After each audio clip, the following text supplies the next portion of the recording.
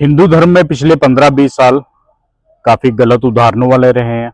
जनता को अंधविश्वास की दलदल में धकेलकर सत्ता, मीडिया, तमाम विलासितापूर्ण जीवन व्यतीत करते हुए जहां पर तथाकथित गॉडमैन, चमत्कार का दिखावा करने वाले, भाग्य बदलने का खेल करने वाले, जनता को बेवकूफ बनाकर करोड़ों के महल खड़े करने वाले बाबा, फिर उनके आश्रमों में जो कुछ हुआ है उससे सिर झुकता है, उससे शर्मिंदगी महसूस होती है।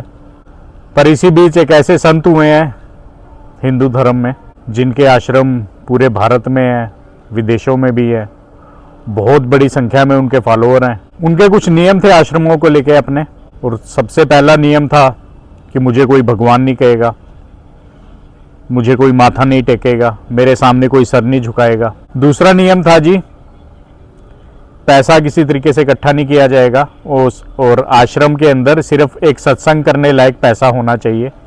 उन्होंने किसी भी तरीके के प्रचार से मना किया और ये भी मना किया कि मेरी कोई फोटो तक नहीं लगाएगा आश्रम में। इसीलिए इनके आश्रम में कहीं आपको इनकी फ़ोटो नज़र नहीं आएगी, इनकी तस्वीर नज़र नहीं आएगी। प्रचार के ऊपर एक पैसा नहीं खर्च किया जाएगा।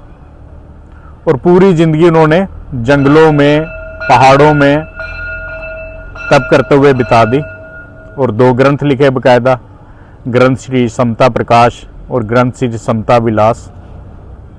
तो मैं बात कर रहा हूँ महात्मा मंगतराम जी की, और इस समय मैं समता योग आश्रम जगाधरी में हूँ, जहाँ उनका ज़िंदगी का एक हिस्सा गुजरा। खुद वो ब्राह्मण थे, पर ब्राह्मणों के हर तरीके के अंधविश्वास, पोंगा पंडितवाद का विरोध किया उन्होंने। और ये जो पीछे आप महामंत्र देख रहे हैं, ओम ब्रह्म सत्यम निरंकार जन्मा अद्वैत पुरखा सर्वव्याप कल्याण मूर्त परवेश्वराय नमस्तम, ये उनका महामंत्र था।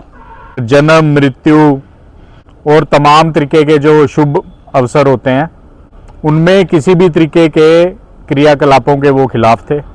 मेरे माता जी के भी आध्यात्मिक गुरु थे महात्मा मंगतराम जी, और उनकी भी इच्छा थी मेरी मृत्यु के बाद मेरा संस्कार इन्हीं की विधि से किया जाए। और उसमें ना कोई ब्राह्मणों को दान दक्षिणा होता है, ना किसी तरीके की मंत्र पूजा होती है। इसी महामंत्र से अंतिम संस्कार होता है और 13वीं की जगह लोग सत्संग कर लेते हैं। यानी कि उनकी एक सीख थी कि फालतू का डंबर क्यों, फालतू का खर्चा क्यों।